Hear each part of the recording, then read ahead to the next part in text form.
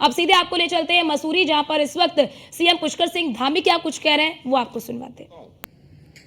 तो वहां माता पिता मिल जाते हैं उनके, और मिलकर जब सरकार का धन्यवाद देते हैं, तो मैं कहता हूं उनसे कि ये धन्यवाद आप सरकार को मत दीजिए, आप ये धन्यवाद दीजिए उत्तराखंड की देवतुल्य जनता को, जिसने 24 सालों के इतिहास में, 22 सालों के इतिहास में यहाँ की परिपाटी बदली, यहाँ का मिथक तोड़ा और हमको सेवा करने का अवसर प्रदान किया। उन्हीं के कारण से हम ये सब अध्यादेश बना पा रहे हैं, ये सब कानून ला पा रहे हैं। भाइयों बहनों, हमने देवभूमि की पवित्रता और संस्कृति को कायम रखने व जबरन धर्मांतरण को रोकने के लिए भी सख्त कानून लागू किया है।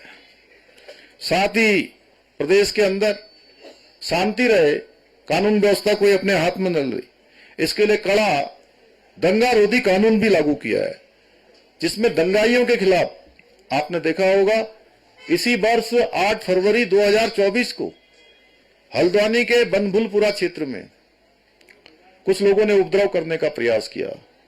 वहां महिला पुलिस कर्मियों के साथ जान से मारने का प्रयास किया, प्रशासन के लोगों के साथ मारपीट करी, सरकारी संपत्ति को नुकसान पहुंचाया। भविष्य में ऐसी घटनाएं उत्तराखंड के अंदर न हो। उत्तराखंड हमारा शांत प्रदेश है, हम सब लोग एक दूसरे के साथ बहुत प्रेम पूर्वक तरीके से रहते हैं।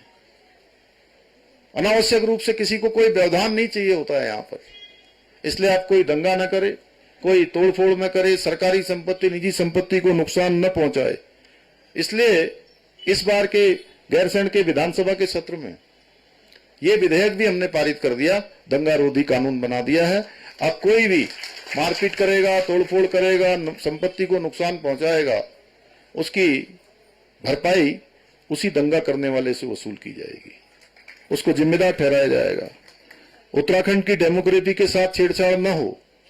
आज डेमोग्राफी का मुद्दा हमारे लिए एक बड़ा मुद्दा बनता जा रहा है। इसके लिए हमने लैंड जिहाद के खिलाफ कड़ी कार्रवाई करते हुए 5000 एकड़ जमीन हमने इस अतिक्रमण से मुक्त कराई है। आपको यह जानकर हर्ष होगा कि ये सभी फैसले पिछले 3 वर्ष के कार्यकाल में लिए हैं। भाइयों बहनों, उत्तराखंड को आत्मनिर्भर और श्रेष्ठ बनाने के लिए हम कृत संकल्पित हैं, हमारी प्राथमिकता है।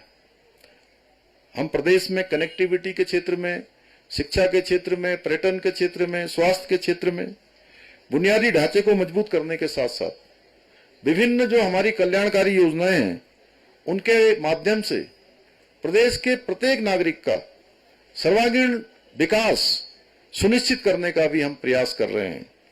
प्रदेश में औद्योगिकरण, पर्यटन और कृषि के क्षेत्र में विकास कर रोजगार सृजन और आर्थिक प्रगति को गति प्रदान की जा रही है। हम पहाड़ों से पलायन रोकने के लिए भी अनेक योजनाओं के माध्यम से रोजगार और स्वरोजगार के साधनों को बढ़ावा देने के लिए कार्य कर रहे हैं। भाइयों बहनों, उत्तराखंड राज्य हमारे बलिदानियों की तपस्या और बलिदान का प्रतिफल है, और आज हम सबको संकल्प लेना है कि हम उनके सपनों को साकार करने के लिए अपना सर्वस्व अर्पित करेंगे। अभी घनसोला जी ने, गणेश जोशी जी ने, मनमोहन मल्ल जी ने और आप सब लोगों ने बहुत सारे मुझे बहुत सारे आवेदन भी दिए हैं, एप्लीकेशन दी है, बहुत सारे पत्र दिए हैं। मैं उनको अपने साथ लेकर जा रहा हूं। और पिछली बार मैंने कुछ यहाँ पर घोषणाएं करी थी, जैसा कि बरसात हो जाती है कई बार, तो आप ही लोगों में से आया था कि भाई यहाँ पर उसका सेट बनना चाहिए, लेकिन फिर बीच में सहमति नहीं बन पाई। कि ये भी जरूरी है कि ये स्वरूप जो है, ये स्वरूप खराब नहीं होना चाहिए, लेकिन उसको नए तरीके से, जैसा भी आप सबका सुझाव होगा, उसको बनाया जाएगा। गढ़वाल सभा के लिए आपने जो बात करी है उसको भी हम लोग आगे बढ़ाएंगे।